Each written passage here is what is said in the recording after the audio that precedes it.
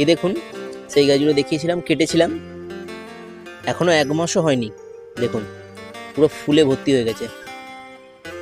বলেছিলাম না, এটাই দেখুন ফুল ফুটেই গেছে, এটা তো কেটেছিলাম, পুরো ফুল ফুটেই গেছে। এই দেখুন ফুল ফুটছে, ফুলে এসে গেছে। আরো দেখাচ্ছি, এটা তো কাটিনি, এটা বলেছিলাম ফুল ছিল, আবার নতুন করে ফুল এসছে। এই দেখুন, এটা তো কেটেছিলাম, ফুলে ভর্তি হয়ে গেছে।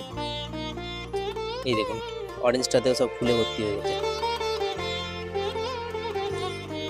কুঁড়িতে ভর্তি হয়ে গেছে। অ্যাকচুয়ালি ফুলগুলো ফুটছে আস্তে আস্তে, এটাতেও তাই, থিমাটাতে।